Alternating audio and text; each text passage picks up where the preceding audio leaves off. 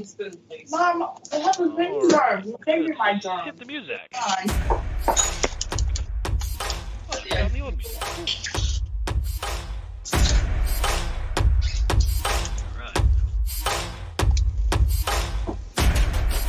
Corner is live. 5, 4, 3, 2. What's going on, everybody, and welcome to C2C Radio Show, Corner to Corner Wrestling Radio, live on C2CRadioshow.com, Spreaker.com/corner to corner, and all of your favorite podcast distribution sites. I'm Stan Grubb. My tag team partners are here. Brian Taylor is here. What's good? What's up? What do you know? No, I don't know a damn thing. I'm here to be educated by you guys. And my other tag team partner, Rob Hefner, is here. Ladies and gentlemen, I am here. I do not know nothing or anything or whatever the proper grammar is, but I'm here. Don't know for how long mentally. And of course, this edition of Corner to Corner is brought to you by our good friend, co-host Diego, and his interesting podcast. He's talking about all kinds of crazy stuff. Brian, have you gotten yourself caught up on Let's Find Out yet? Not yet. Not yet. Yet. Yeah, I'm working on it. We do have a link on the website where you can check it out. Yeah, but also on where else? YouTube. That one he's on.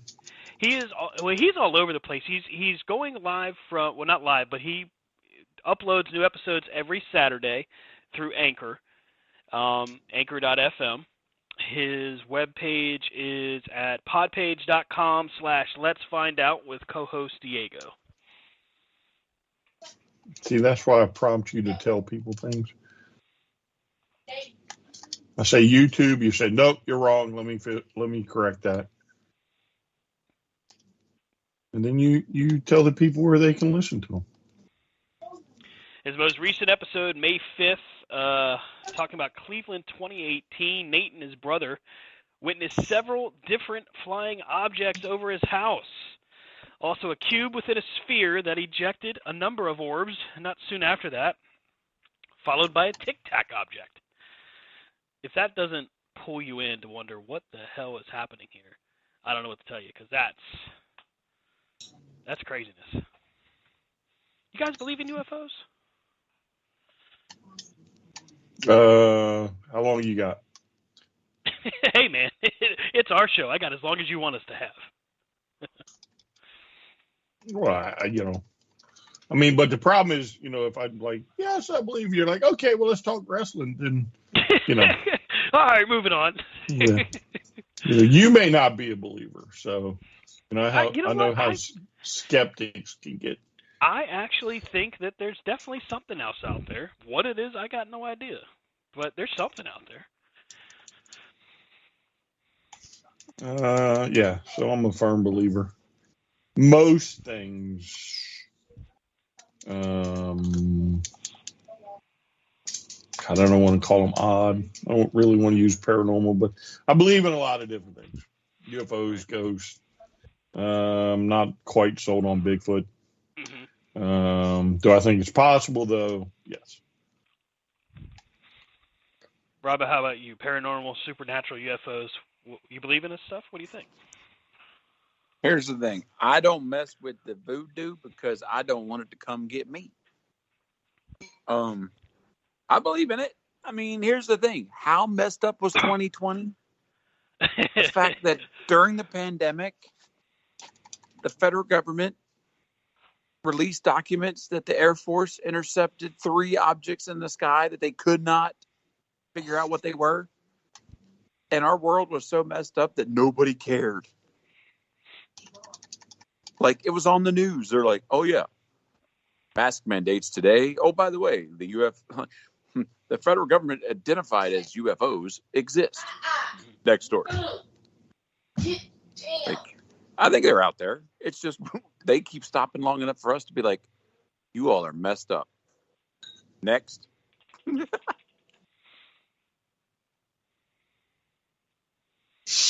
Now, definitely. Bigfoot, I don't know. I think they would have found him by now. So that's the key. Or he'd be dead. Well, yeah, but to me, where he's at are very,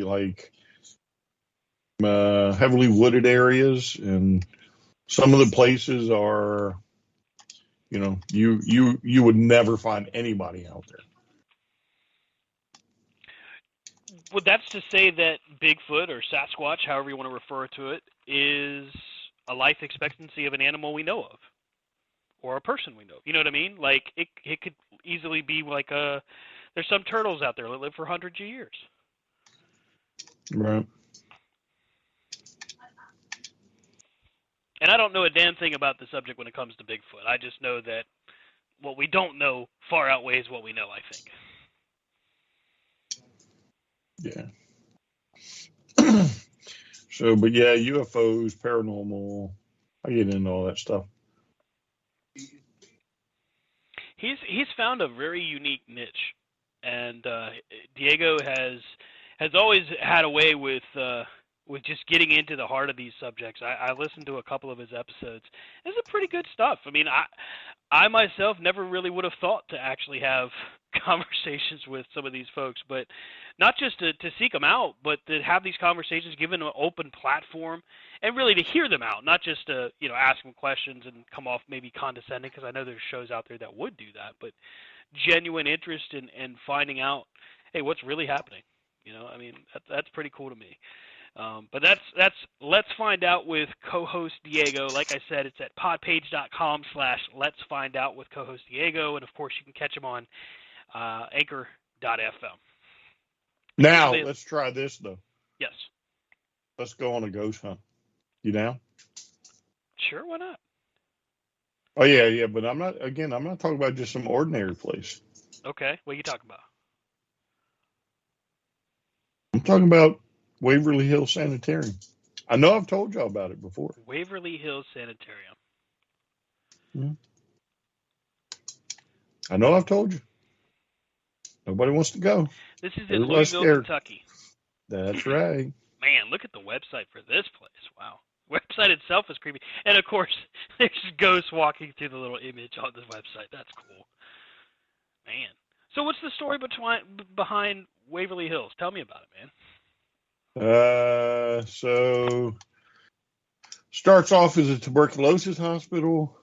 And that was a big thing early 1900s, for those of you that don't know.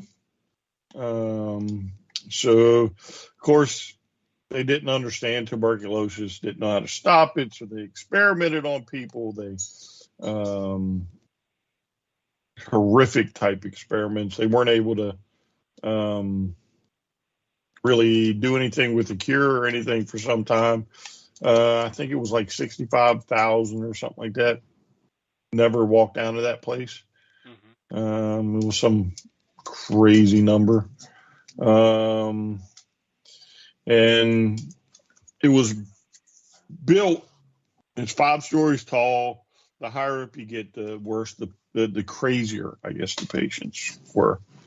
So in the very top, you had those that were just mentally insane that had tuberculosis, right? Because you had to have a place to put them. Basically, there were so many people that were dying that they decided, well, let's build a tunnel in this mountain so that we can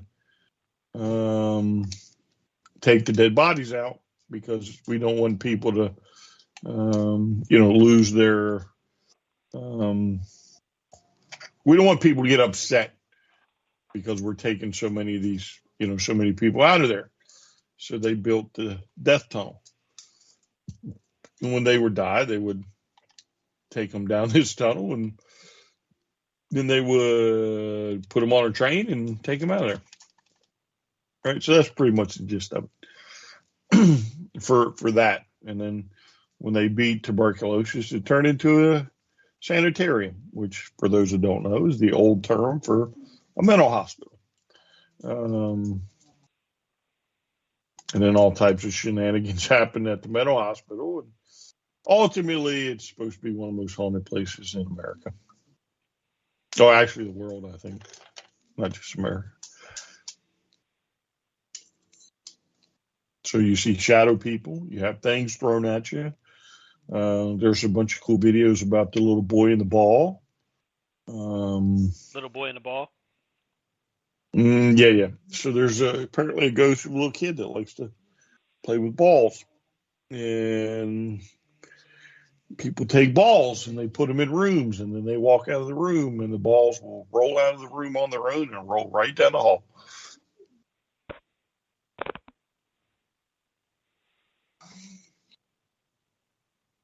That Sounds sounds kind of terrifying, actually.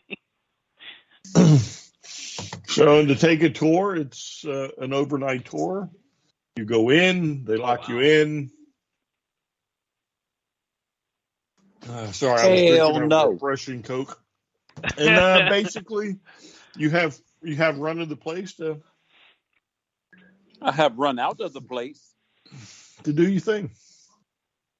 So I pulled up the website where you're kind of giving us the background here. This is a place that operated all the way up until 1981. It was closed down and quarantined in 1961. 1962, reopened as a nursing home, and was ultimately closed down roughly 20 years later. Wow. We could do, I think it's Pennsylvania State Penitentiary. I think it's Pennsylvania State. There's another one in West Virginia. We got a lot of them. Y'all want to go? We'll go. We'll even call Diego. What kind of stuff do you take with you on a ghost hunt? Well, so since we would be, kind of amateuristic, because this would be our first one, right? Just like record devices, so your cell phone would work because it'll record. Cameras, that type of things. If you were higher up, they have all types of expensive little gadgets that pick up, different things. So, fresh underwear. Right. Some Depends, just in case. I mean, damn. It truly sounds pretty scary. Like, you go overnight, and then I don't know a whole lot about ghosts, but isn't this kind of the type of thing that if you were, I don't know, you go in there and let's just say you insult one of the spirits, like, couldn't they go with you? Like, you could bring that kind of evil stuff home? So you have, of course, this is the way I understand it. I'm not like majorly versed in this. I do know enough to be dangerous. So you have kind of like what's called like a residual haunt, which I think is the one that, you're in your bedroom and you hear footsteps at about the same time every night on the hardwood floor, the floor above you. Right. So that's kind of like residual. So they're just kind of stuck in a rut. They're not really doing anything. Then you have ones that'll, can interact and like draw energy and that type of stuff. So those are a little bit the next level. It'd be like, hey, here's a flashlight. I want you to draw energy from this and move that picture. And your flashlight goes dim as the picture frame flies across the room, right? The ones that follow you would probably be classified more as like demons if you're really into that type of stuff. Now that doesn't mean that a ghost can't just haul off and whack you, but I think most of the ones that might follow you home are going to be a completely different type. Those are the ones you don't really want to fool with. That's the kind of stuff that I would not want to bring back with me. That would be kind of the thing that would keep me from really wanting to do something like that. Is bringing something home that you're not supposed to, bring home. Well, so that's that's why you should never really fool with that stuff in your own house too. Right. Because while you might think it's kind of cool and woohoo, I'm talking to ghost. Right. Then, you never know which ghost you're actually talking to. Well, not only that, but there may not have been anything in the house prior to. Right. You know what I'm saying? I've heard stories where people have just been goofing off, and next thing you know, there's something there that wasn't there to begin with, and then they won't leave. So, because again, do I think my house has issues in that regard? Yes. A lot more crazy stuff happened before my daughter was born, but it does creep up from time to time. And I would never let somebody come into the house and, screw around. I wouldn't set a digital recorder out and try and ask it questions just in case I piss it off. Right. I mean, because it could be any number of things, and I'm not kidding. I mean, everything I've ever seen, I've watched a couple of these like ghost hunter shows before, and it could be a dialect you use, it could be a word you say. It's not necessarily you making fun of them, but they could just get insulted because it's from whatever time period or loop that they're stuck in.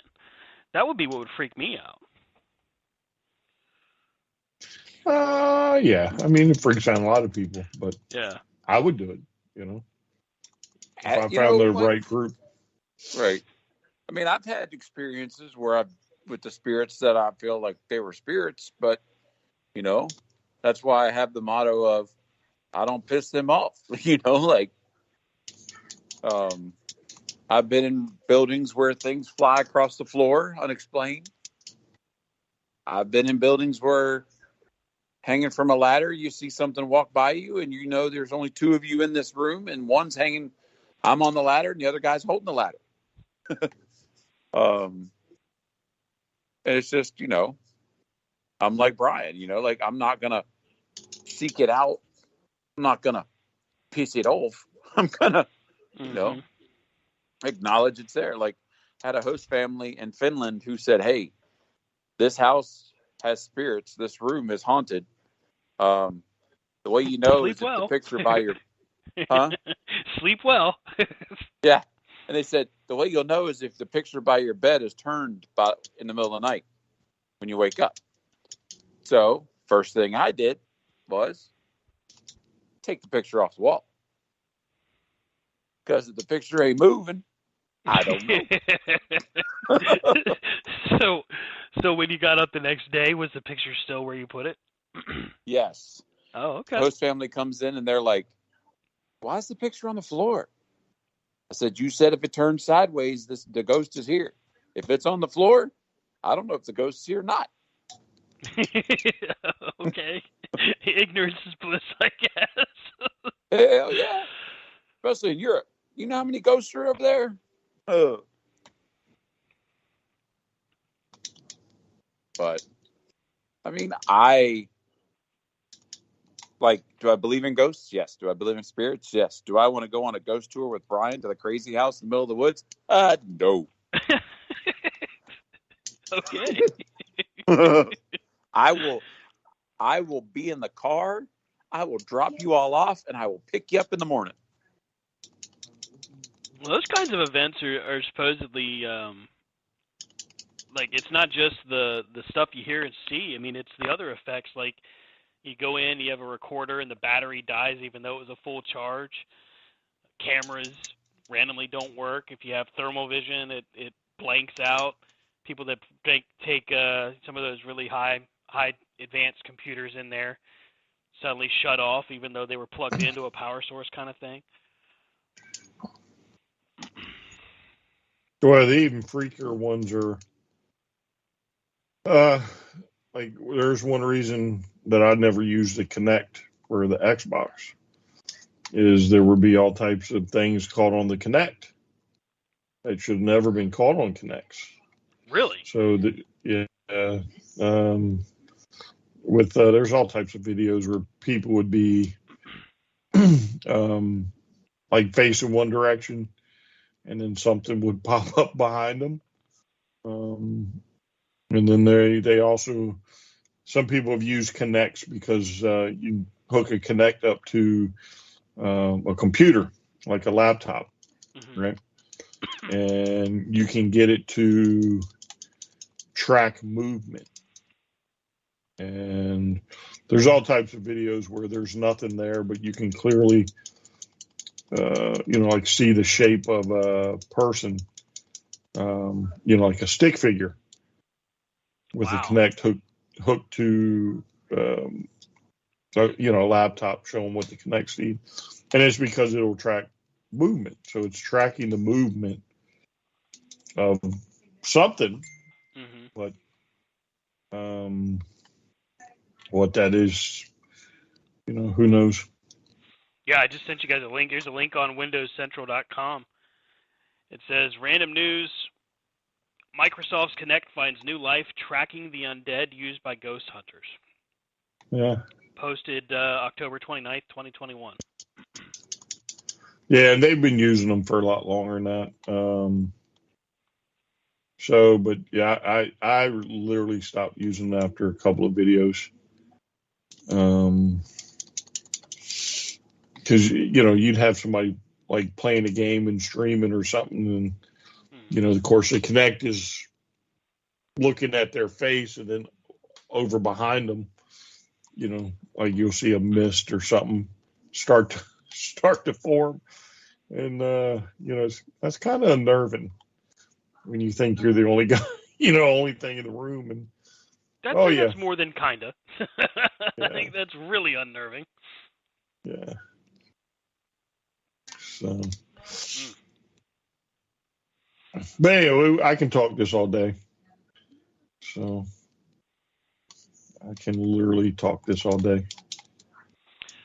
Well, I think maybe we need to get you linked up with Diego. Perhaps you guys can go on a ghost hunt. What do you mean? No. You two little jackasses are coming too. Wait, what do you mean little jackasses? I think Rob's taller than you. I don't care. Both of you would be going. I was open to say I will go with you and drop you off. Nope. It'll be the ride. And I'll be in the hotel down the street, unghosted. Nope. Behind the locked door with the dresser in front of it. You're both going. Sorry, Charlie. You would both be going. I don't know about all that, bub. Some of that just, like I said, I'd be afraid of bringing anything home with me. Like, you never know. That stuff's creepy. What if it gets on your shoe? Paranormal activity. What if it hitches a ride in your car and then it's like, ooh, I like this house better. Right. Oh, well. Your spirits go well with my spirits. You'll be okay. All right, listen, I've even offered to pay people to go on these things. I mean, ghost hunting is definitely out of my normal realm of comfort. I have no idea what I'd be doing in that. I tried to pay multiple people just to do the graffiti house here in Culpeper. Like a group project from work. And I couldn't get no takers. Of course, it was going to be rigged, but oh well. Because there's one room in the graffiti house where, women get pinched, supposedly. So I was going to take a couple women, and they were going to go in that room. That is yet another building I will not be in at dark. I didn't like being in there today. It was creepy during the day with people in it. The graffiti house. Salubria is supposed to be one of the most haunted places in Virginia. Mm-hmm. You can't get into Salubria. That would take a miracle to get in that place. Wait a minute, where's Salubria again? On Route 3.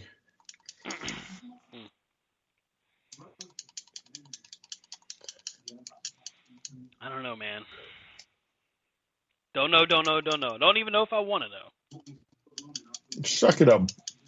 You'll be all right. Suck it up. Listen to you. You'd be Young okay. Spangler of the group over here. You got Tobin Spirit Guide over there. You'd be all right. Well, I don't know. I guess it's all about what you believe and what remains to be seen, right? How does one transition from ghost hunting to professional wrestling?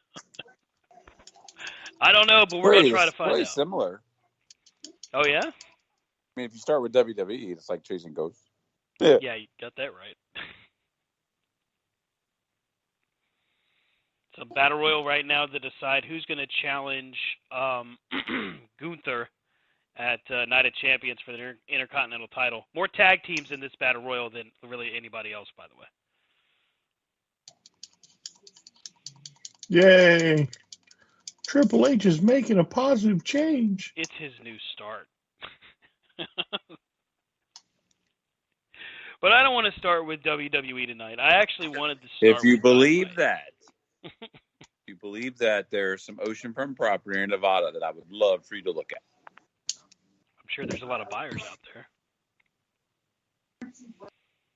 Hey, officially, Rob, Brian has renamed from bobbleheads to ass hats. The ones that just can't fathom what's out there aside from WWE. No. It's the ones that make dipshitted comments. Those are your ass hats. I know most of them can't fathom that there isn't life outside, but that could be anybody. Like, I'll take a shot at somebody, an AEW guy, if you can find one that says some stupid comment. You know, it's kind of like what Meltzer today, I think it was today, the article was about some WWE legend and made the comment that AEW is riding the WWE's coattails. Oh, yes, I saw this post. Yeah. And I thought it was kind of funny because that's pretty much how wrestling goes, right? So who was the asshat that said that? Refresh my memory. The legend? Yeah, the legend who said WWE's coattails are being ridden by AEW is none other than Eric Bischoff. Right. The same guy in 1996 brought Hulk Hogan to WCW, followed by Scott Hall, Kevin Nash, Alundra Blaze, Randy Savage, Jim Duggan, Randy Savage, Brutus Beefcake, the Honky Tonk Man. Are you Roddy Piper, the Ultimate Warrior? Who am I missing? I know I'm missing like Bret Hart. A lot. The Nasty Boys. Bret Hart and well, I don't know about Marty Jannetty, Rick Martel. Tugboat. There's a good one. Earthquake. Bobby Heenan. Really? Really? This is the guy that's saying they're riding their coattails. He brought them. It's called WWE South. Basically. This is what this is the bobblehead. This is the epitome of the bobblehead or asshat. Yeah, I'm just going to say asshat. Right? Head in Athens. Are you kidding me? You're going to talk crap about AEW because they're supposedly riding WWE's coattails. And your claim to fame is bringing in half the WWE's roster. And his claim to fame is when he started to lose. Like, he won the Monday Night Wars because of the people that were there. And then when he started to lose, he couldn't right the ship. Well, Because, I mean, he was responsible for breaking the ship. right.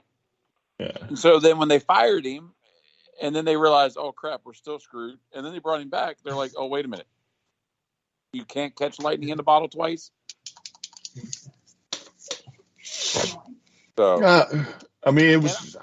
I read it and I was like, this is the guy. but anything Meltzer puts out is all clickbait. Mm-hmm. He's gone from the guy who used to kind of almost know everything going on to what dumbass heading can I do to get somebody to click? Yeah, but the thing about this one, though, is this is probably something he said, right? Because if not, Eric would have jumped all over him. And well, Eric said things before, yeah, and but again, this is the dumbest thing Eric Bischoff has said, because he made a fortune on WWE guys, and he let go bigger names. Jericho, Benoit, Eddie, goes on and on and on. Yeah, let's talk about that. Like while you're riding the coattails of Hogan, Savage, Piper, you let go Benoit, Malenko, Saturn, Mysterio. Like, hello. Jericho, Guerrero.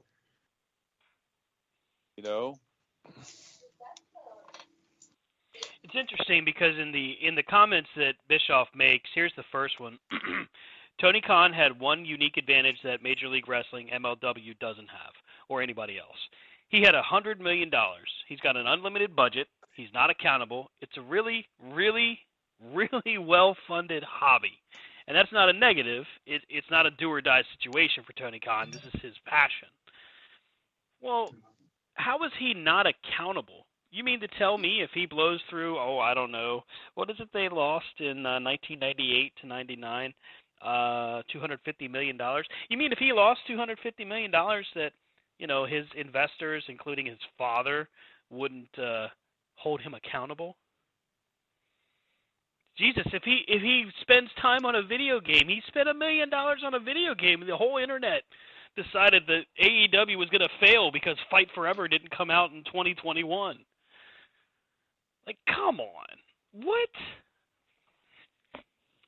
Yeah, but again, though, he says these things because he knows there are, like the average fan, they don't know. They don't know the history.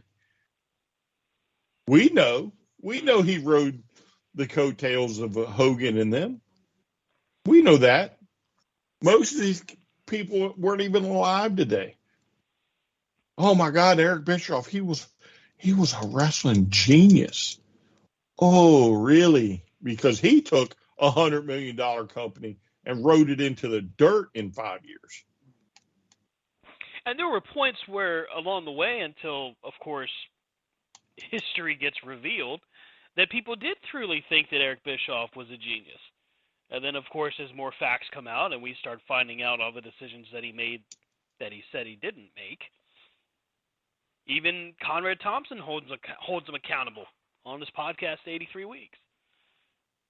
If you want to listen to a great example of Eric Bischoff just kicking himself in the dick, listen to his defense of Sting and Hogan at 97, Starrcade 97. And listen to Conrad Thompson just bury him for being so stupid as to think that because a guy didn't have a tan and his quote-unquote head wasn't in the game, that they didn't decide to go with a clean victory. But instead, only a couple months later, decide to give him a clean win over Hogan and give him the belt anyway. Just brilliance. Brilliance. Here's the further quote that really is where Bischoff talks about it. Of course, this is from Strictly Business. He does a podcast on ad-free shows. AEW isn't contributing. AEW is taking advantage of the success of a WWE, for example. It is because there is this company called WWE that is worth $9 billion that makes executives in the industry go, we might be able to be worth $9 billion, but we could be worth a lot because the market is here. WWE has established a worldwide market for this product more than anybody else. If WWE would have been in the tank 4 years ago and would have been flatlining and not selling out arenas and just stumbling through pay-per-views, do you think Turner would have jumped on AEW? What's Turner got to do with AEW? Well, Turner is where they're on now. He's still mad at Turner because Turner sold WWE. Yeah. Does Turner even do anything? No. No, I mean, it's a Warner Discovery Right. networks, But you see the what way I'm he's saying? still living under the old Yeah. stuff. Because he's like, well, nobody's going to pay attention to this. Well, I've decided that any reference to Eric Bischoff from now on needs to be covered by Diego's show. Okay. I'll ask the question. Why? Because the crazy shit that's out there, the stuff that he just comes up with is like UFOs and shit. Like, yeah, it's worth a $9 billion. If it's like, all right. WWE was sold for $9 billion. If WWE didn't have all these already signed multi-million-dollar deals, they wouldn't be worth that.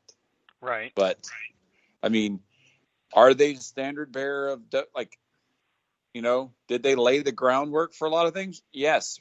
Why? Because they were the only act in town for 20 years. Mm-hmm.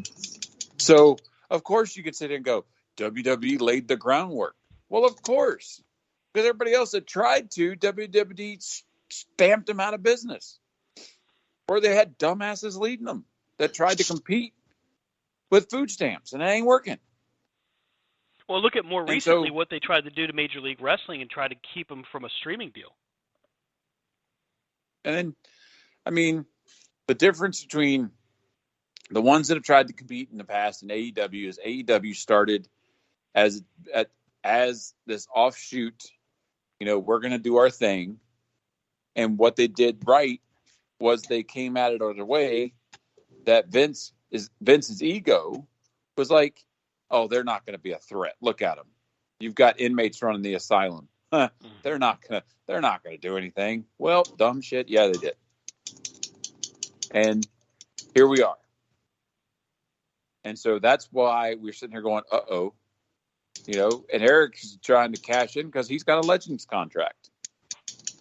But you can't tell me that if given the opportunity, he wouldn't have his little podcast or something sitting on All In. Or StarCast, you know what I mean? Like, come on, dude.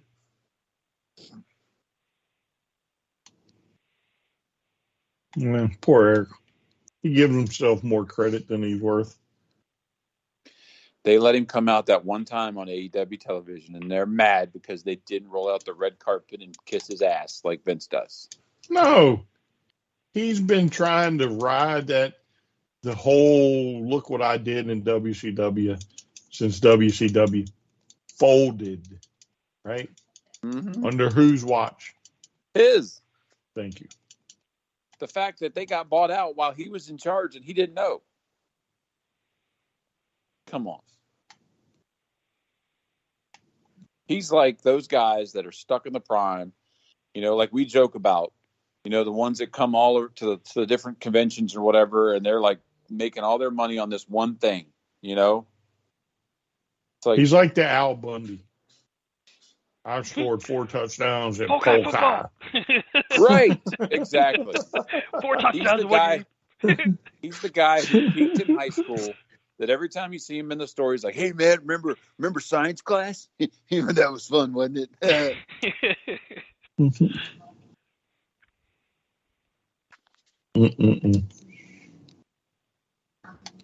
Sorry, I had to get on that little tangent for a minute. No, I figured there'd be an asshat of the week. I just didn't figure it would reveal itself in such easy fashion. Oh, that early? Yeah, I just saw that today earlier. And again, I knew who said it, but I didn't want to just call him out like that. Then I said, "Screw it, let's do it." Trust me, I'm sure he'll continue to do what he does, and he'll blame Meltzer for taking it out of context. But here's the thing: the quote that I read it from is from WrestlingInc.com, so it's not like Meltzer's the only person that heard it. And there's a lot of fans out there. It's not just us. There's tons of fans out there that know what really happened. You can't snowball people for but so long until finally somebody's like, wait a minute, that's not what happened. Yeah, but I think he goes off of the premise of the modern fan who doesn't know their history, right? You know, the fans that have only known WWE, right? They don't know anything about WCW unless the WWE puts it on their, their Peacock. You know what I'm saying? Mm-hmm. Like they never saw and didn't know the importance of Sting at the first Clash of Champions.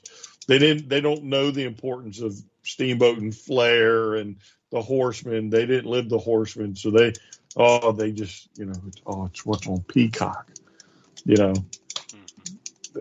It's they didn't live through Monday Night Wars. They didn't shoot. They didn't even know that what was the Monday Night WWE program called at one time?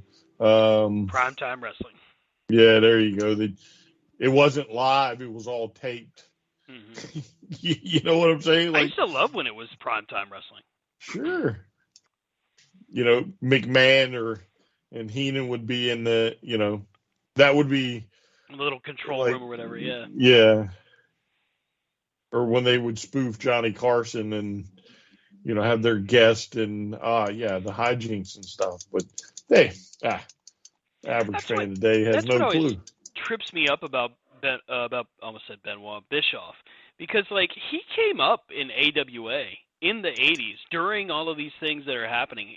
How do you not become aware of what these things really mean?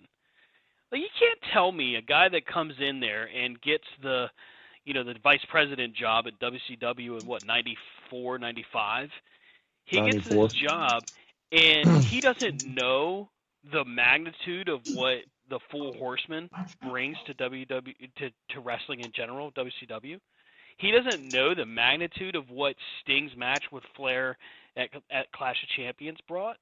That's what always tripped me up about him, because here's a guy that had vision, and I credit him that. But he had vision because of the benefit of the stars that he brought in. Hogan, Hall, Nash, etc. We just listed them. And he doesn't see Ric Flair and the Horsemen as marketable in a feud, even a long-term feud with the NWO. Well, again, the problem with that is, you got people in his ear. You got people that it's known they had certain control. That's why, Hogan and Flair never really met WWE. Yep. Didn't quite have that control. Oh, I'm sure he had some, but he didn't have that kind. Because if he did, he probably would have never lost to the Warrior. Wonder how many people have the "that doesn't work for me, brother" clause in their contract. Very few. Listen. Terry thinks that's a great idea, but I'm not sure that's what Hulk Hogan would do. Oh, Jesus. Just shoot. And weren't there others with something similar too? Yeah, I mean, both sides. Did Nash? Nash had it. I'm sure Shawn Michaels had it towards the end of his run before he got hurt. Oh yeah, but I'm talking like WCW. I don't think Scott Hall had it, but I'm sure he had influence. I don't think Randy Savage had it, although he should have. But again, that's why the Horsemen were dogged out. Yeah. If you book back then? Nash had it for a while. Bischoff had it. Didn't Dusty, I think, might have had it for a little bit. I was going to say, had Dusty gone up north by that point, behind the scenes, or is he still there? So Dusty's there pretty much the entirety of Bischoff's run. And Bischoff takes over in 94. Dusty has the book in 94. Flair has the book for a portion of 94. Bischoff takes over officially with the book when Hogan comes in and starts maneuvering the pieces. 95 goes, and it's basically Bischoff, Kevin Sullivan, and Dusty. Then 96 comes in, and that's where Hall and Nash arrive. And now it's basically a Hogan, Hall, and Nash and Bischoff show. And Dusty, brother, it's going up north to see, Right. So, well, you got to think. Everybody gives Eric the kudos on the NWO. Mm-hmm. But what if it was originally a brainchild of Dusty? And that's why when Dusty was gone, Eric couldn't do shit because he couldn't remember what Dusty did in the first place. I don't know. But you are getting too excited over that. Holy cow, you're yelling. He's got the Dusty impression down, though. Yeah, he do. Don't get jealous, brother. I don't think it would have been a Dusty thing, because if it had been a Dusty idea, we'd have seen a lot more back and forth, a lot more give and take. We'd have seen the beatdowns, but we would have never seen 12 NWO members. We'd have seen a rival group at some point get built up, and there would have been a payoff. I think had it been a Dusty plan, he would have seen it as a way to a finish.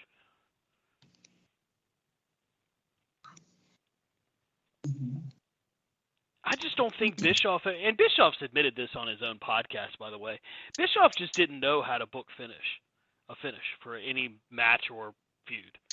He was always in search of that guy that would help him. He said the other day that he was looking for a guy that would basically be his version of Pat Patterson.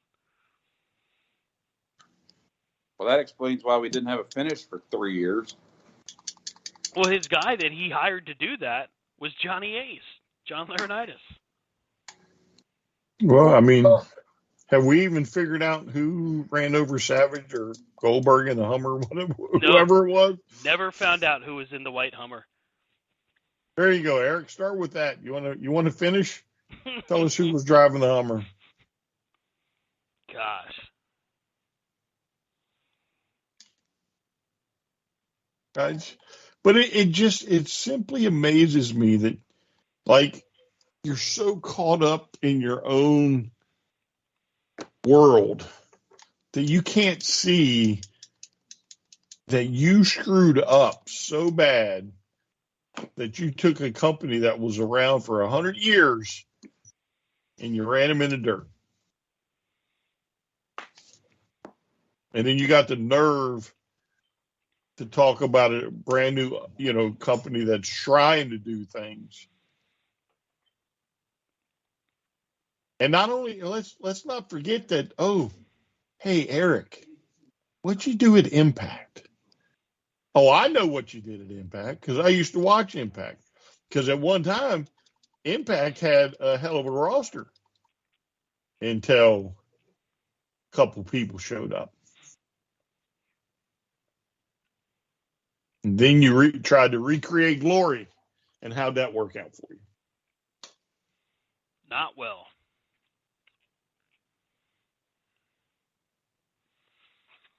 Right now, as of 23 hours ago, according to WrestleTix on Twitter, AEW has sold 65,979 tickets. Well, they've distributed 65,979. Estimated paid so far 61,346. The current setup is 74,025, with another 10,000 set to be released. No, I'm sorry, 15,000 roughly being held back until they can verify sight lines and set builds and all that stuff. If you stop ticket sales today, if you said you're sold out, just called it was 65. You have to look at All In 2, as an astronomical success. Because you haven't listed a single match. You haven't advertised one name, one talent, not even a damn announcer. It's just AEW's coming to London, coming to Wembley. I mean, that's unparalleled. I don't give a damn who you are. And if Bischoff comes into his podcast and says, that's just blah, blah, blah. Okay, Bischoff, could WCW have gone to London? Nope. You tried. You went to the Wembley Arena and you barely did 8,000.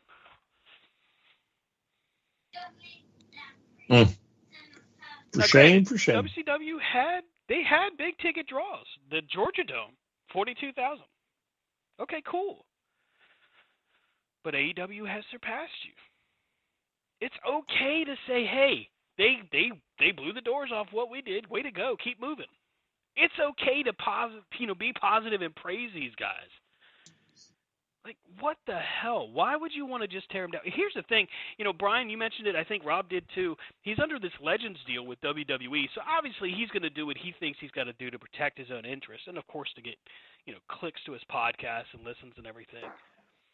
But, at what point do you start to, okay, let's say, as somebody once told me, let's take the B out of bullshit here and just recognize that they're doing something phenomenal. Like, come on. Triple H has even indicated to his people, and he's even liked the tweets from AEW celebrating their ticket sales, that they were close to selling out Wembley. His AEW's direct competition is saying, damn, good job. Well, but they should, because at the end of the day, that's good for business. Yes, absolutely. Now, again, I'm not going to sit here and say that Triple H is setting the world on fire. Right. But I've never once said that he doesn't know business. No. You can make mistakes as a promoter, but still know business. That's good for business. And that's what Triple H is acknowledging. Because again, okay, man, they've just surpassed all but what, 1 or 2 pay-per-views of theirs? Just about, yeah. Okay. So while the numbers are still, sitting at around 900,000 for AEW, there's hope that in a year, that 1.5, right? 1.25, whatever, right? You know who also benefits from that? Go and say it. Somebody smarten them up. The WWE benefits from that. Yep. Because the WWE wants to go back to the numbers they were getting during the Monday Night Wars, right? The only way you can do that is with competition.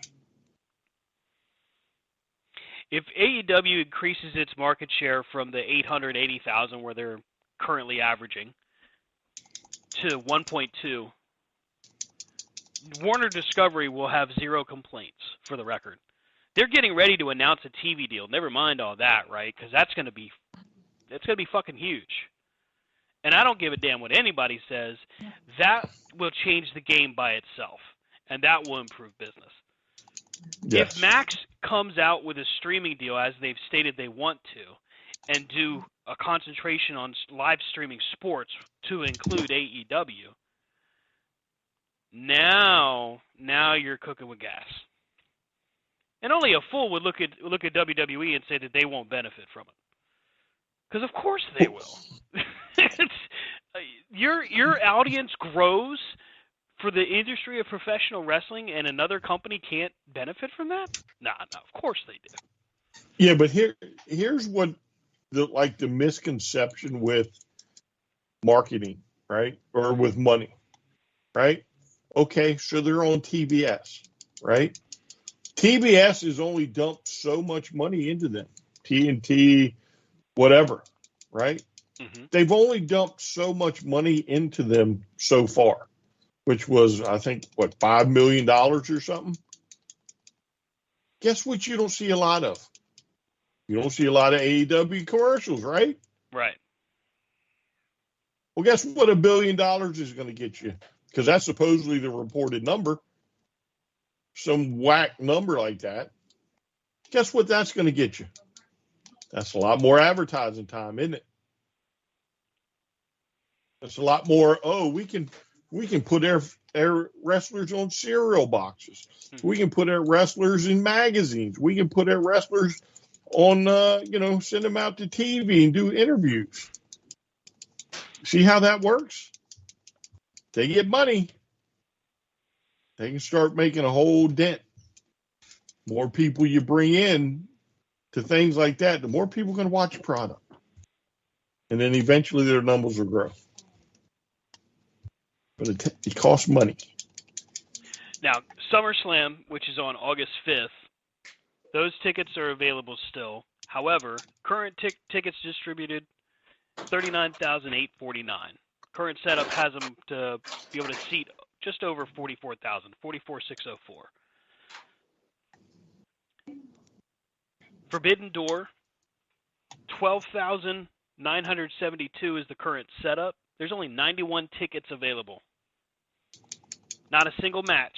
Not a single freaking match announced for either one of those shows. Let's see here.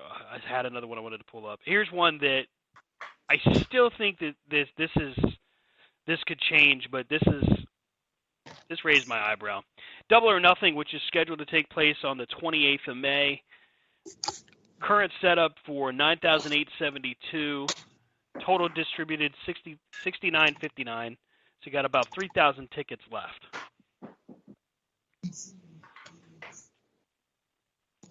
That a lot of people have said that that's because of the fact that they've been back and forth to Vegas so often.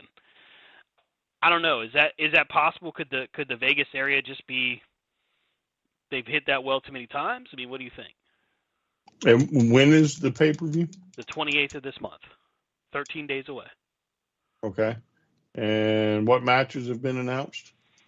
Double or Nothing's card's actually almost finished. Let me pull that back up here. I just had it.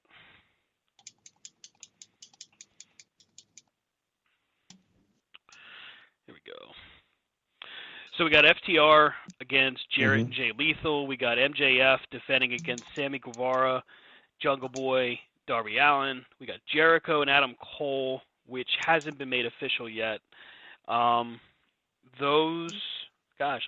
some reason I thought we had more there. So no, there's actually quite a bit to be unfolded there. So maybe that has something to do with it. Maybe everybody's just waiting because there are tickets. Mm-hmm.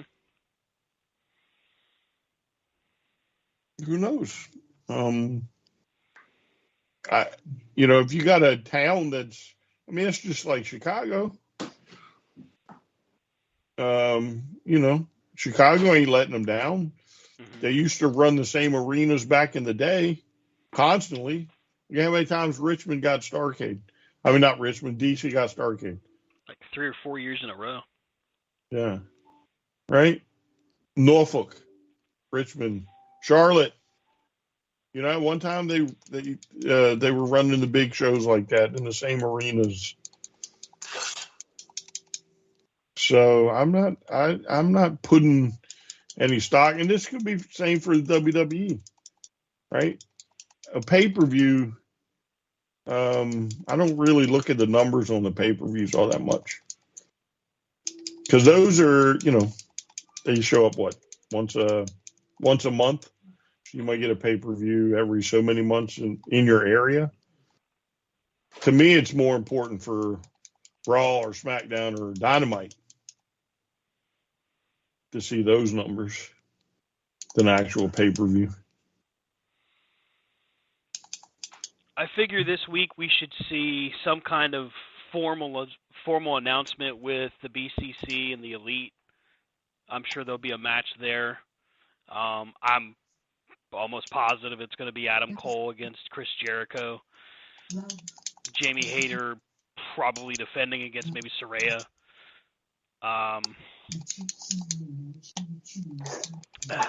I mean, those are the ones, like, if I had to pick off the top of my head, those are probably the ones I would predict, but I'm sure there's a ton more to be announced. So, yeah, to your point, maybe it's just waiting to see what else is announced, just to see what's unfolded, and then maybe we see a surge there. It wouldn't surprise me. Yeah, I mean, if Omega's partner is Ibushi, you don't think the numbers aren't going to go? One-eyed Hangman Page, you don't think the numbers aren't going to go? Yeah, I think that'd be a huge draw, to be honest with you. Either one, if we're really looking at it. Looks like the layout that we talked about last week for how that match may be unfolding. Well, Don Callis showed us his true colors, I guess. Kenny Omega and Jon Moxley have a great cage match, just really, really good. Just beating the holy shit out of each other, especially with I guess it was supposed to be a V-trigger that puts himself and Mox like right outside the cage. That was ridiculous. But the finish comes out where Omega has got Mox on his shoulders, hits the one-winged angel. Don Callis breaks up the pin by stabbing Kenny Omega in the head with a screwdriver. I mean, I thought he was going to maybe turn on Omega. If you had told me Don Callis is going to stab someone with a screwdriver, I'd have said, I don't know about all that. But damn. So I guess Don Callis is going to be, well, we're going to find out his complete reasoning this coming Wednesday, but maybe he's the manager behind the BCC now? Possible. I mean, that would probably be a good thing. I think they probably do need a manager. Shame Regal went back.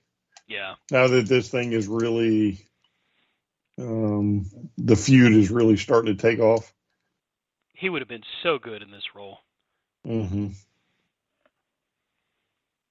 Yes, he would have. He's just trying to get Kenny to find that extra level.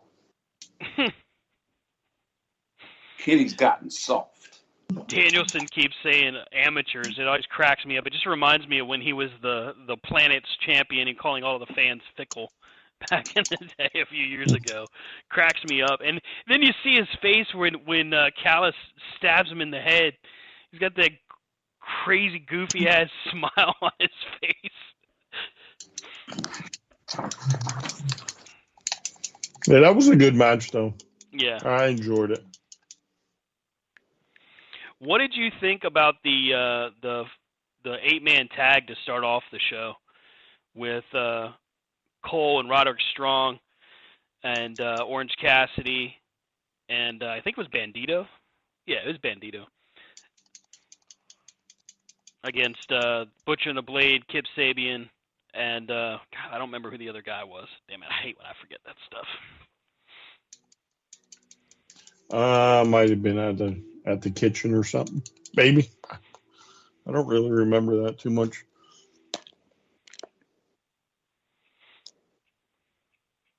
So you'll have to forgive me. I don't remember.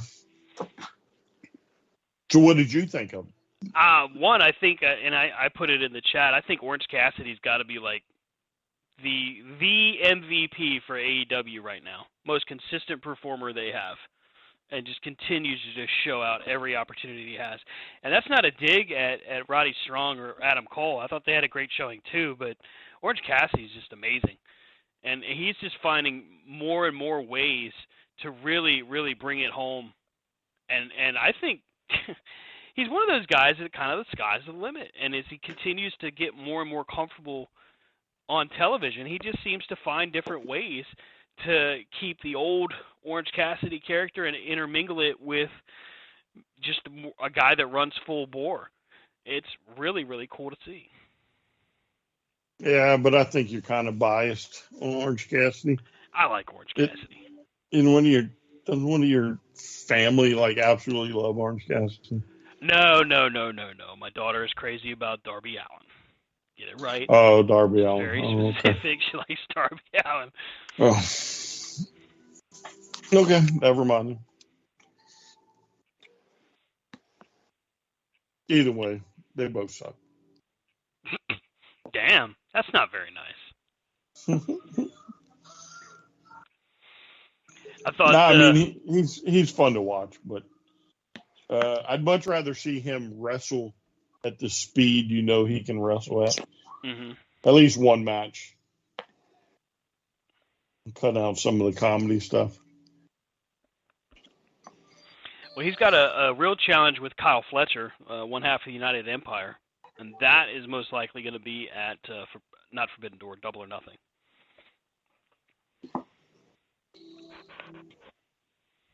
Well, when's Forbidden Door? Forbidden Door is that is. Just had to pull it up. That is June 25th. Yeah, but that may carry over. Mm-hmm. So.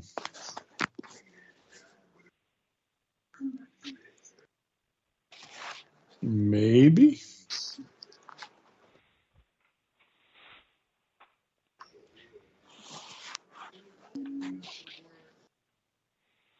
Rob, you're awful quiet on these AEW matters. Any thoughts here, sir?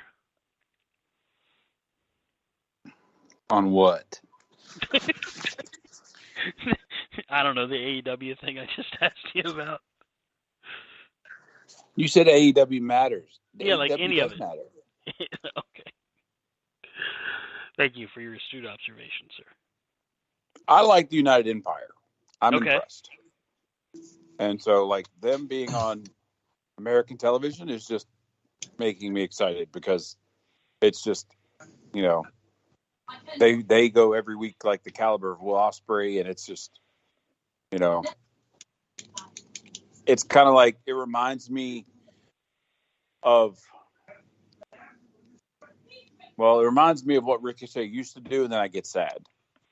Oh, well, don't get sad, Rob. It's because it's like I think Ricochet's even forgot what he used to do.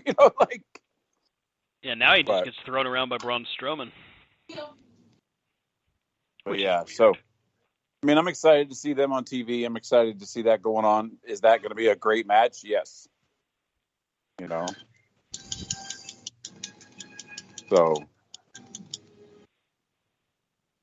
I mean, Orange Cassidy. Orange Cassidy. I there's times I could take it or leave it. Oh wow. Man. What? I'm on an island by myself when it comes to Orange Cassidy. Okay. I kind of agree with Brian. Like, the comedy sometimes overshadows his ability. Mm-hmm. It's kind of like Darby Allin. How many times can Darby Allin be thrown like a lawn dart and get up? Eventually, his spine and his body is going to be like, "No, dude, we're done." I have serious questions about Darby when it comes to his own thoughts on his well-being, because he really does put himself really through some crazy shit.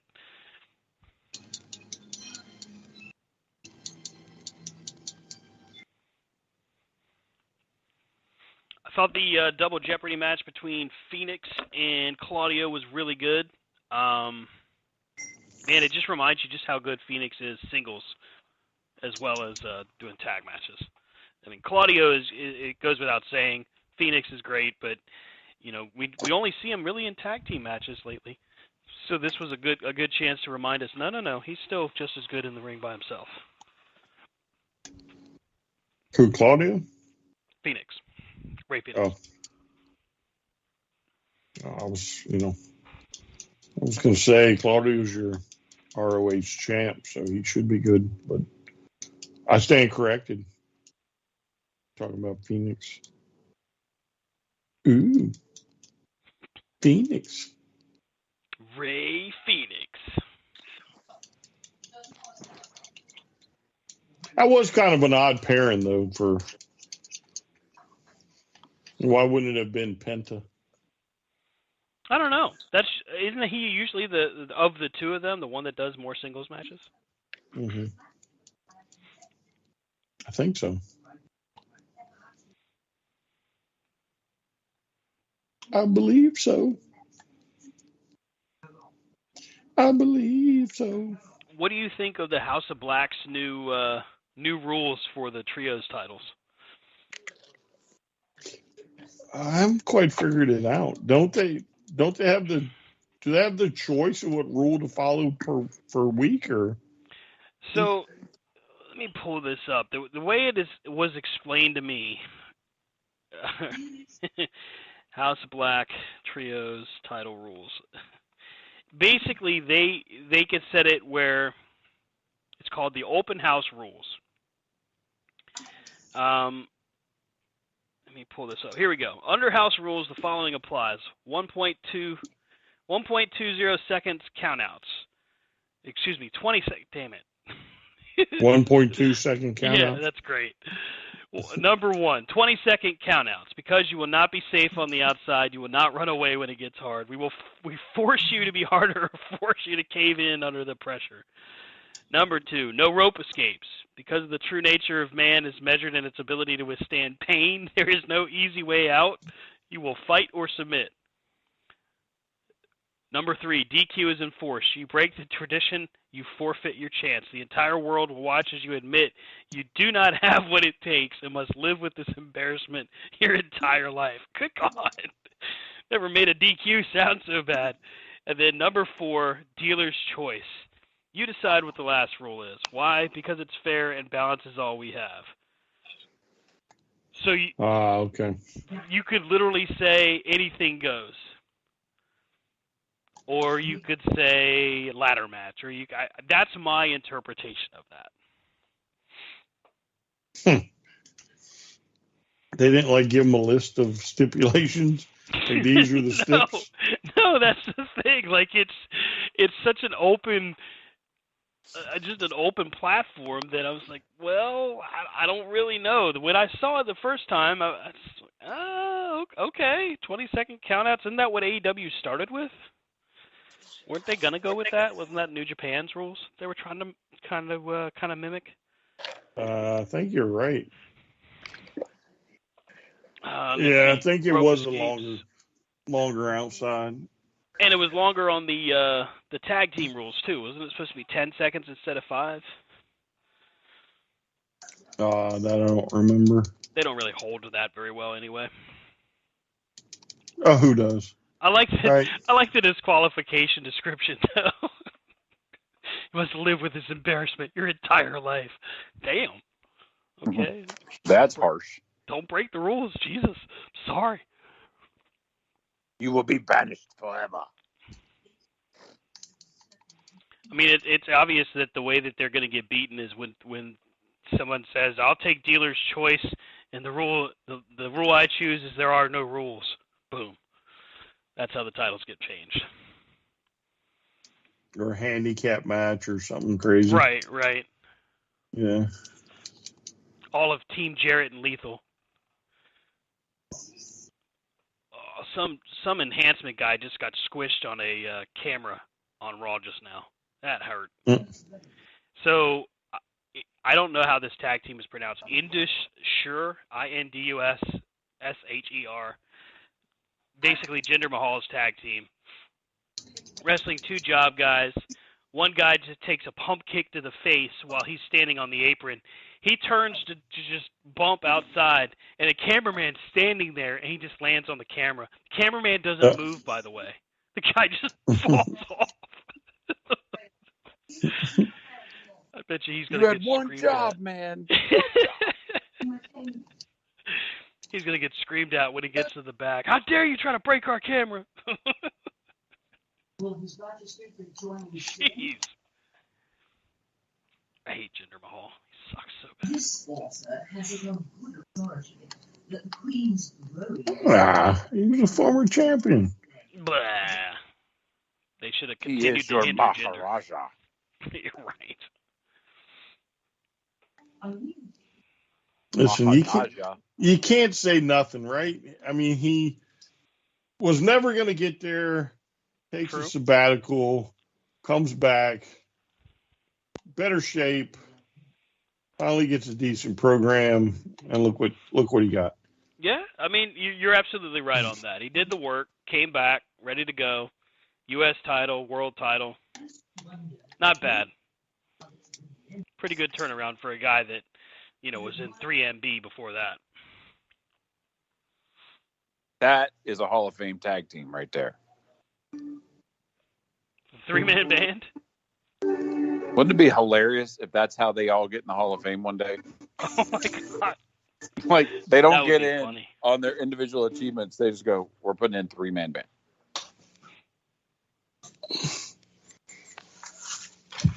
Heath Slater'd be all about it. He got kids, man.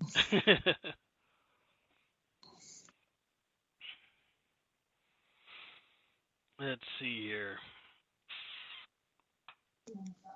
Just scrolling through the news. It's always interesting to hear this stuff, but we kind of veered into uncharted waters with the paranormal stuff. That was kind of cool.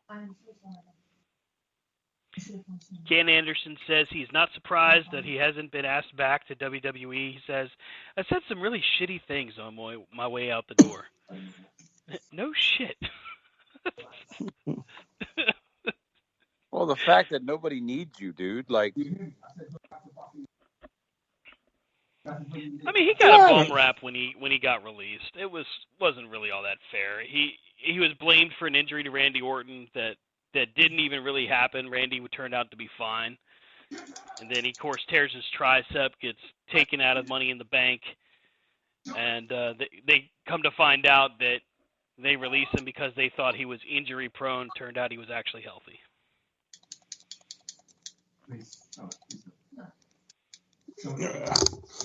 Might have been a mistake, but it's not like he really did anything after leaving either. So, what is he in NWA now? He wrestles just kind of doing independence now.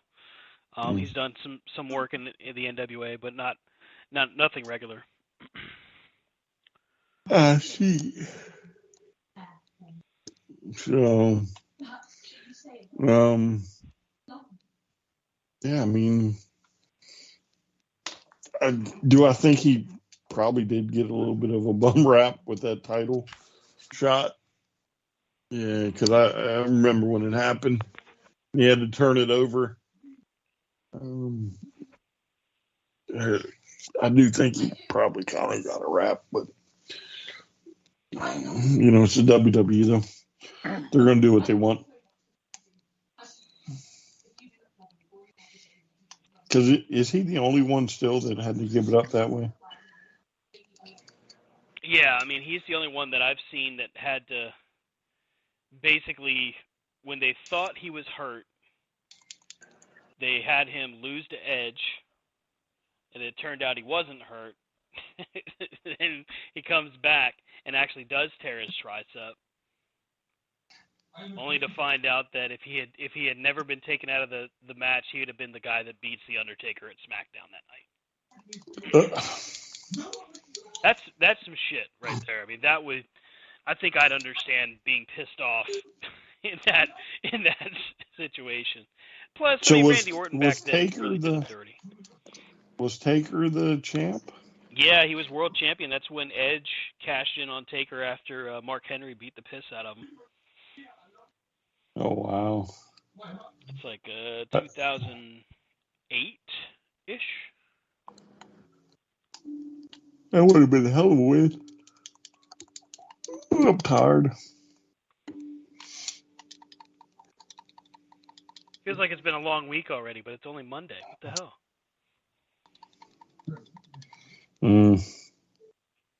Yeah, it was a long week. Every week's a long week. AEW was in Salem, Virginia this past weekend.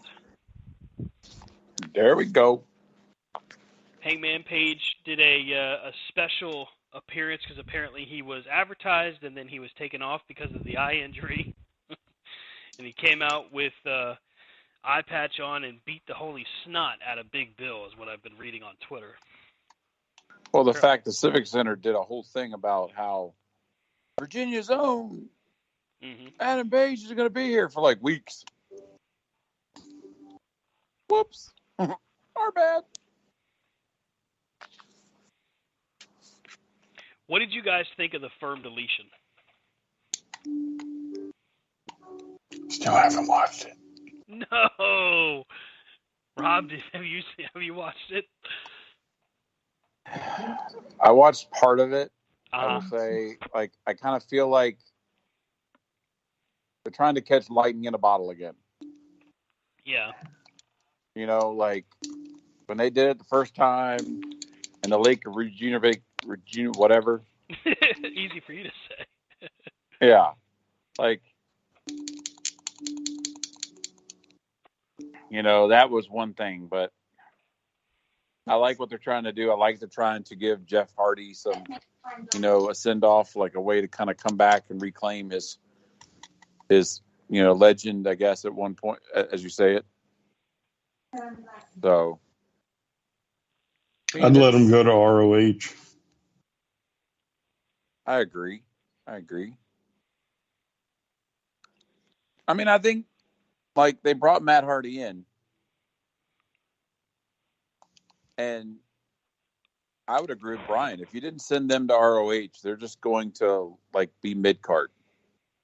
Like I don't see Matt Hardy at this point going past that, or Jeff. You know. Do the Hardys end up being the AEW tag champs before they finally retire?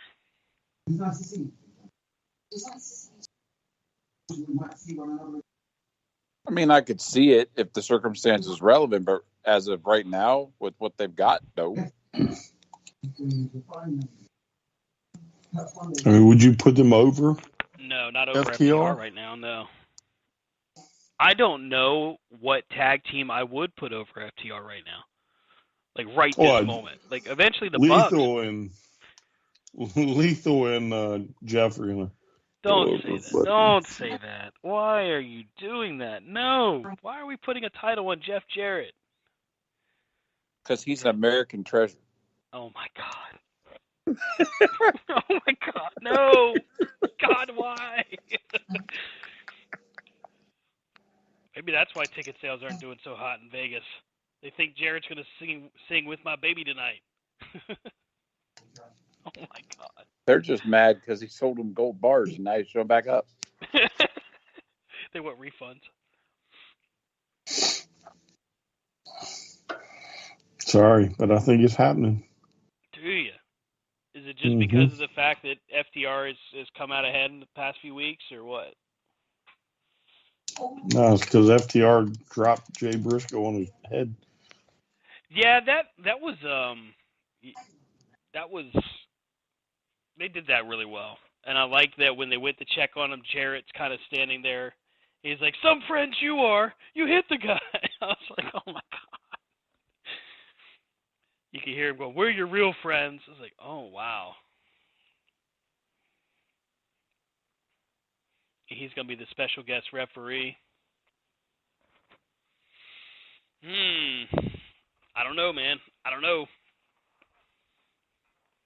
I kind of don't want to see Jarrett and Lethal have the titles, but I can see where you're going with that. They did set it up pretty nicely. Ugh. Yeah, I say.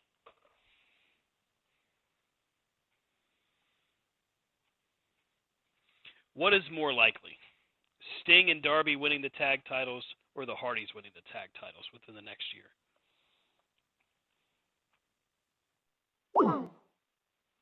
Oh, what the hell?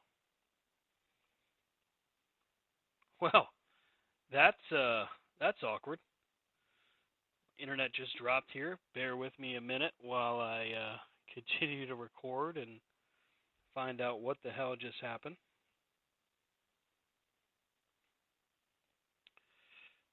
What in the world just happened here? I'm going to pause here for one moment. Be right back.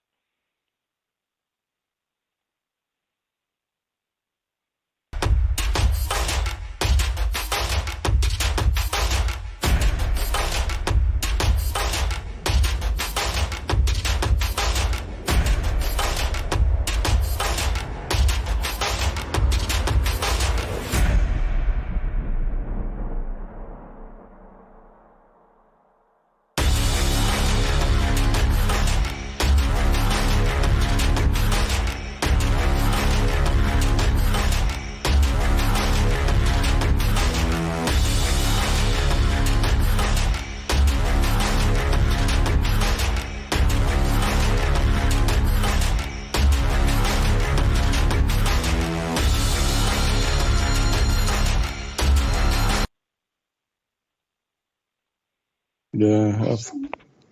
Oh, he's back. And Skype strikes again. He changed his tampon and rejoined us. It was the Jarrett thing. The Jarrett thing crashed my internet. We figured you were mad at us. Why would I be mad at you? Because your hair follicles. Your nerves are as finicky as your follicles. Ouch. Wow. Give me at least a little bit more credit than that. I got a little bit thicker skin than that. Maybe not a lot, but a little bit. Just a teeny bit.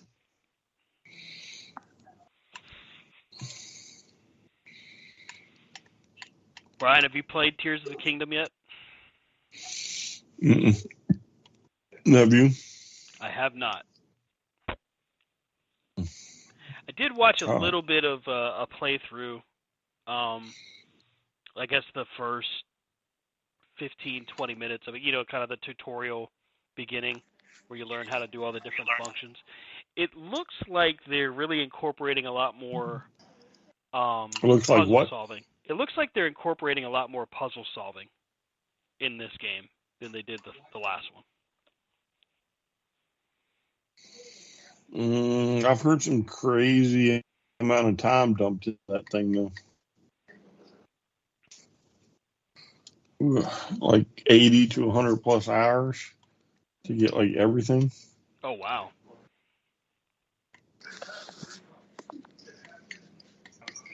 I need to finish the other one first. I'm going on vacation soon. I'll probably take it with me. Oh, yeah? Mm-hmm.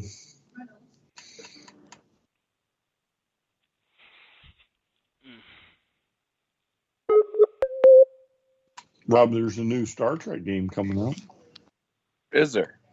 It's called Resurgence. The narrative adventure game featuring dialogue choices, relationship building, and exploration.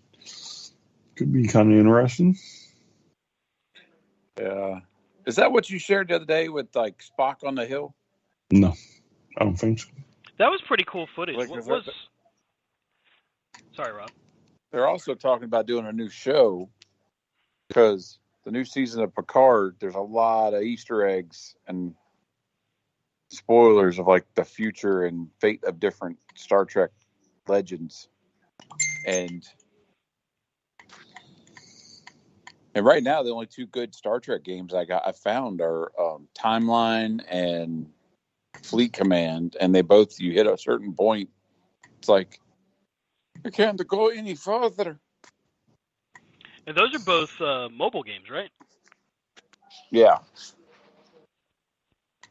I play them, and it's fun, but yeah.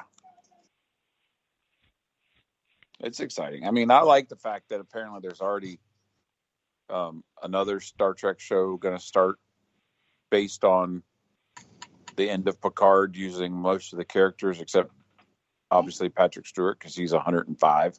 Mm-hmm. But I'm going to, like, if you watch season 1 of Picard, you know why he can live longer. So if you haven't watched it, whoops, sorry, my bad. I would really want to do a full Star Trek watch through, like from the TV show through the movies to Next Generation movies, and just watch all the way through. I bet that would be a real task. Heck yeah, man. There's like 6 years. That's a lot of stuff. That's a lot of content. Well, the funny thing is how Patrick Stewart didn't want to do it at first. Like, didn't want to do Star Trek. His agents is like, hey man, just do me a favor. Go to the read, go see what it is. You're a serious actor. They probably won't like you anyway. And then Gene Roddenberry's like, that's my guy. And then they originally were going to have him wear a wig because he was bald. But then that got changed.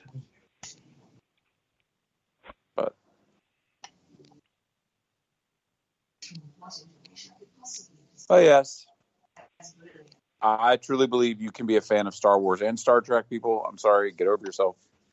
Oh, absolutely. They're both very good. Oh, yeah.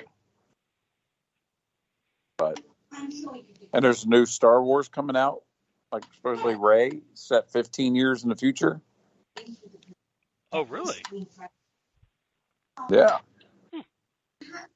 I didn't know that. Well, I know Jedi Survivor just came out. That game looks like incredibly difficult. You're talking about a movie, though. Well, Jedi Survivor, I've watched my son play it. Christian, I've watched him play it. He does fun, but like even a kid who's played from the first game to this game.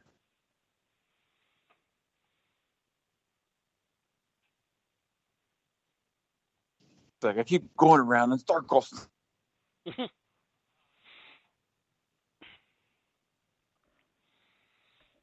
think a game I wish I would have played more of was, I think it was Star Wars Battalion. I wish I had played that one more.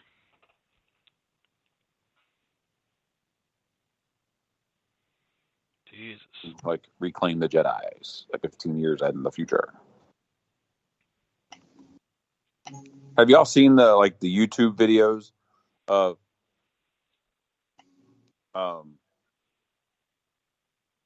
Obi-Wan and Darth Vader, like the characters, Hayden Christensen and Ewan McGregor watching Mandalorian? No, I have not. It's like there's that whole scene in Mandalorian where they're helping Grogu, right? Mm-hmm. And like Hayden Christensen's like, "Oh, I should have looked in there."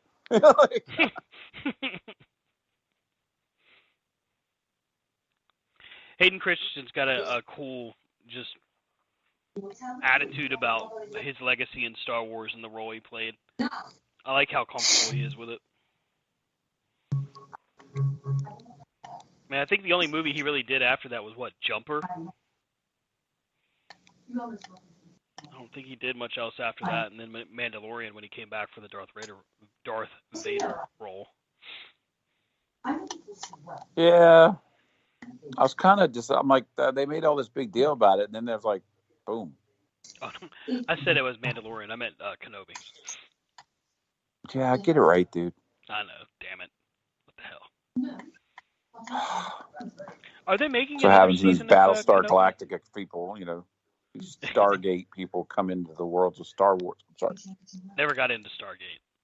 And I barely remember Battlestar Galactica. Beware the Cylons. I remember that. Sorry. Deep Sea Ocean or Deep Quest or oh no. Oh God, not Sequest. Jesus, no. See, I don't know what it's called because my mom always referred to it as Deep Sea Ocean, and then when Star Trek Deep Space Nine came out, she's like, "Is that Deep Space Ocean?" That had that kid, the one that was in the Chuck Norris movie. What was his name? He died like really young. Jonathan Brandis. Oh, he was in that movie. Like, what was it, Sidekicks or whatever? Yeah, that's what it was. Yeah. Did I tell everybody you want to know what Chuck Norris's ego is? It was a movie written and directed by Chuck Norris about a kid who idolizes Chuck Norris. Starring Chuck Norris. But all of us would, given the chance, we would make the same movie. Who do you idolize? Well, me, of course. I am the hero in my own movie. Don't know what I'd be the hero of, but whatever.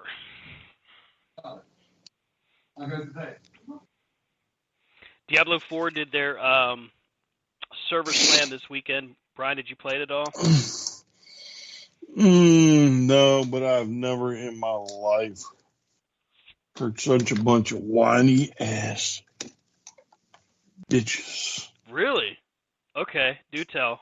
Because I didn't really get a chance to really get into it this weekend. So what did you see or hear? All you gotta do is pay attention to Facebook. It was too hard. It was, we didn't get the legendary drops like they said we were gonna get, and we only got to play so much of the game, and oh man, I'm level 10 trying to beat the world boss, and I can't beat it, and I'm with a group of level 10s, and we all can't beat it. Typical people that don't have any clue what a Diablo game is. Or the fact of what a free beta is. Yeah. Or the fact is a slam on the servers. Right. To try and stress them out. Mm-hmm. Stop the whining. I didn't see any of that this weekend. But there again, I don't see a lot of Diablo stuff on Facebook. Usually when I see Diablo stuff, it's on Twitter. Oh, there's a really nice Diablo 4 community out there on Facebook.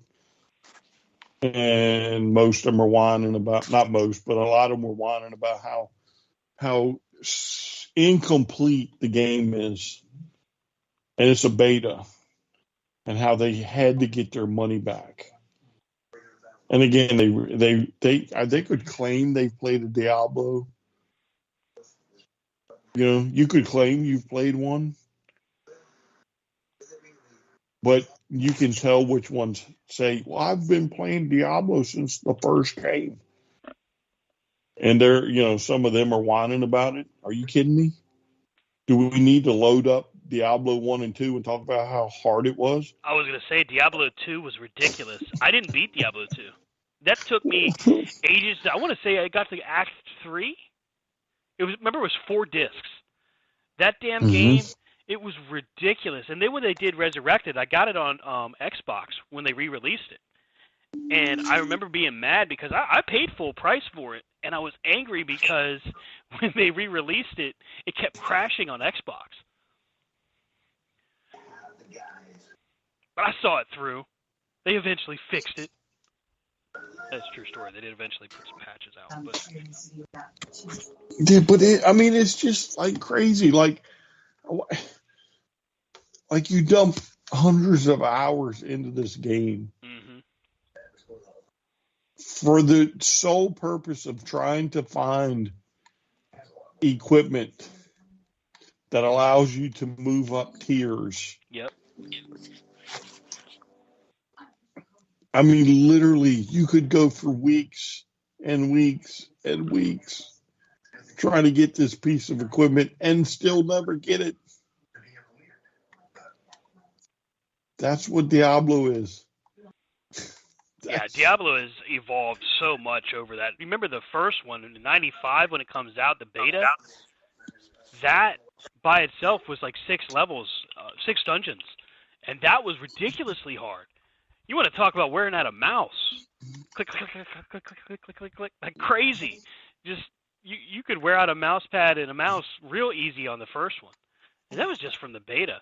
I never played it online with the first one. I played it online a little bit on the second one. And then, of course, Diablo 3 was pretty much all online, so.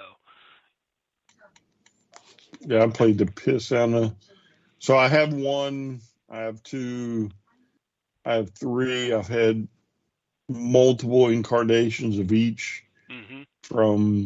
I have the disc, the PC disc for 1 and 2 upstairs. I have 2 on the Xbox. I've had 3 when it was on the not the Series X. What was the one before this? Was on the what was after the 360? The one. Xbox One, yeah. Yeah, I had it on the 1. I have it on the Series X.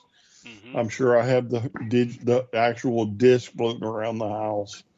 I mean, I'm not going to sit here and say that I'm great at Diablo, but listen, if you don't know fucking Diablo, don't goddamn order Diablo.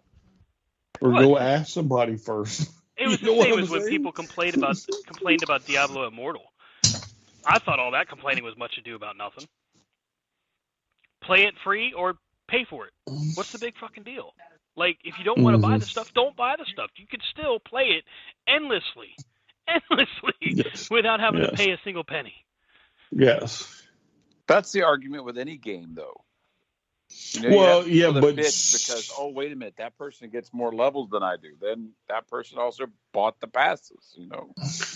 but to a point though, but Diablo is designed in such a way that once you start hitting higher world tiers or whatever they're called, you better have the right equipment or you're going to get destroyed quick. True. I don't remember what was the highest I played on in 3, but you could tell a difference between a world tier. So I had to back it down every so often. You know, I'd put it up. Oh no! Maybe I should go back down.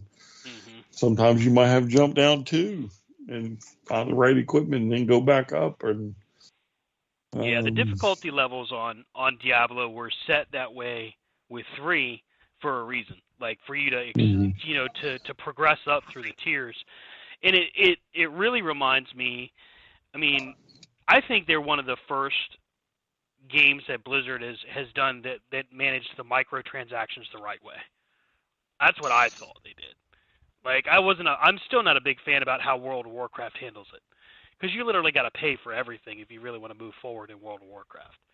And I like playing that game, but I can't see spending, what is it, $15 a month for their game time, and then if you want the mounts and the upgraded blah blah blah blah blah. I mean, there's so much stuff. It's really ridiculous. Diablo Immortal let it out there where it came out on mobile. Now, granted, the download for it was like 80 freaking gigabytes, which is retarded, but whatever. You know, the download for it was one thing, but the way they did it was you could play free and still progress up the tiers.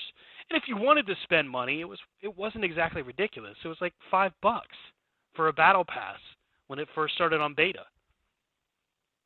You know, Diablo 3 managed to do it where you could pay for the season pass, or you could literally just play through progression offline.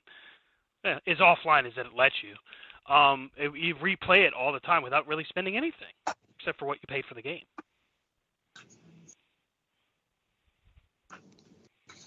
Yeah, it's most games with season passes.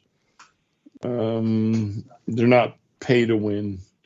Right. Diablo Immortal was a little bit different, but although I never really quite saw, or maybe I didn't quite understand, I hadn't really figured out how that was supposed to be pay to win.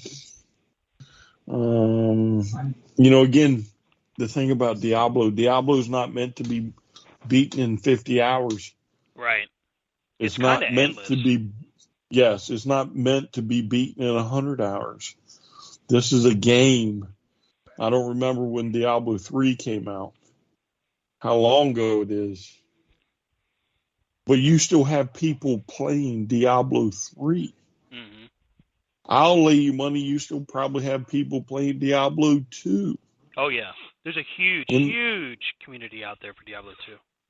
Yeah, in the whole hopes of finding the perfect rolled chess piece. Right. This is what some people don't understand. You're not playing, you know, like a Zelda game. You know, it's in a Zelda game where from start to finish is only going to tie you up so much. Then you're going to put it on the shelf and forget about it. No. This has been a thriving community since 1. I mean, at one point, I think it held the record for the biggest item that was sold on the marketplace for real money. I mean, there was an item that sold for ridiculous money, real life money, in Diablo 2 back when it first came out. Back before, I think they changed the store after that. Well, didn't they used to didn't players used to have the ability to like sell their accounts on eBay? No, you could sell items, like in-game items, for real money. So I The could, if auction I house. found Yeah, if I okay. found the Took me a minute. perfect rolled, Mhm. sword, I could put it up on the auction house for real money, and people would buy it. It's, I mean, like, if you've never touched a Diablo game, this may not be for you, and that's Yeah. okay. I But put in the Elden same Ring back breath, in the other day. did you? Yeah. In the same breath about Diablo, just understand what it is and move on. Stop being whiny little bitches about it. Oh my God, the beta was so hard. It really wasn't. Oh my God. It was. I thought it was scaled properly. I mean, it played just like it was supposed to, in my opinion. I mean, there were a couple things that were glitched, but they fixed them on the following patch. I don't think there was ever a problem. Yeah, so But I if it did. was the opposite, people would bitch about that too. No, It was no, no, too no, easy. not on this one. No, no, no, no, no, no. Because you can tweak. When I say world tier, you can tweak the level on Diablo. Yeah. Like that's not hard to tweak. You can tweak it to the point where you're like, oh, that's too hard. Let me go back. I mean, that's just how Diablo is. So, what Diablo 3 was anyway. I think there were like 11 world tiers or 13 something on Diablo 3. I think I might have gotten to 6 or 7. So, Well, in big breaking news today, WWE Supercard did announce the unveiling of the latest quest and character to come into the game. RoboCop. Freaking RoboCop. Huh? Wait, he was a WCW superstar. Ask Easy. Oh my god. Capital Combat. Ask Easy. I saw that. I That was like, was what? one of the greatest things he ever did. Right next to Lasertron. No, I think Lasertron was before him. Well, Capital Combat was 1990. That's before Bischoff. So Oh, that's before Bischoff too. it's probably a Dusty I'm thing. sorry he didn't. Yeah, maybe it's a me Dusty time, thing. baby.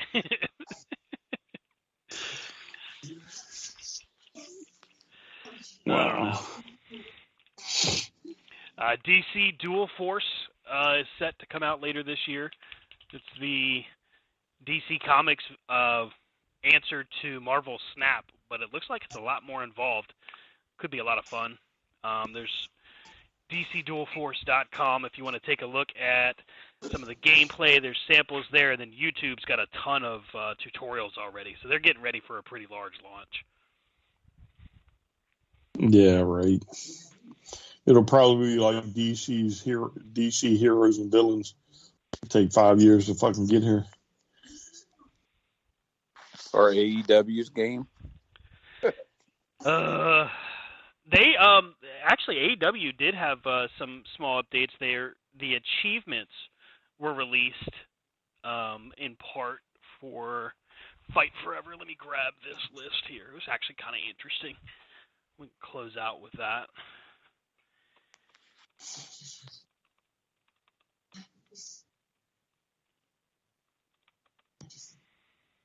Here we go. List of achievements for AEW Fight Forever surfaces online.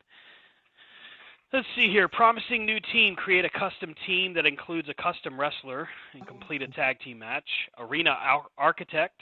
Create a custom arena. Making their debut. Create a custom wrestler. Professional gamer. Play through 5 different mini games. Casual gamer. Win a mini game within Road to Elite. So it sounds like the career mode is going to be called Road to Elite. Hall of Famer, earn a career grade of A+ in Road to Elite. Earn all the T-shirts that can be earned in Road to Elite to be called the Shirt Collector. Food critic, select dining 16 times in a single playthrough in Road to Elite. What? Let's see here. The danger achievement is unlocked when you contents under pressure, attack an opponent using a barbed wire bat in a lights out match and exhibition. And then there's a bunch of others here, but it's a pretty nice list. Some interesting things that get confirmed. There is some screenshots about what they look like. If you search it up, just go to Fightful.com. They've got the headline there, but if you just search up AEW Fight Forever achievements, you can take a look at the full leaked list. There's not anything else as far as release date yet. Brian and I talked about it last week where we talked about how, they've still got perhaps a ways to go before it finally comes out. But I would imagine with the achievements being leaked, it must be at least a little bit closer. You would think. However, some people have, sometimes they find those things out prior to. You got to be really, really savvy to be able to find where the achievements would be hidden for that. I mean, you'd have to go into the store, find the game under their profiles, and then maybe, possibly, just happen to be there when it's uploaded by accident? No. It's called hacking, Stan. I don't know anything about hacking, okay? I am not a hacker.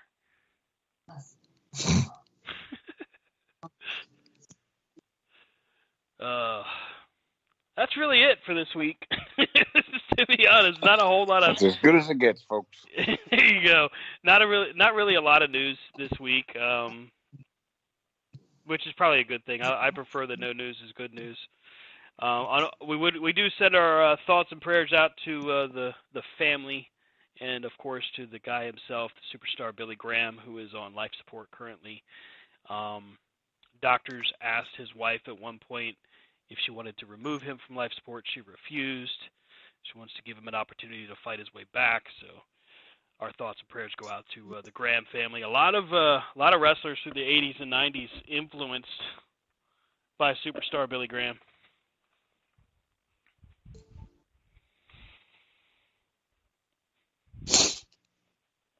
There you have it. That's going to do it for us this week on Corner to Corner on C2CRadioshow.com. Catch up with Rob on the Twitter bot at Rob Hefner C2C. Catch up with Brian at Vlad Dragul C2C. That's VLADDRAGOOL C2C. I'm at Stan Grubb. And the show is at C2C Radio Show and C2CRadioshow.com. Thanks again for listening. Next week, it's the go-home week of Night of Champions, and the countdown to Double or Nothing begins. So we'll do some predictions there. Until next time, have a great week, everybody.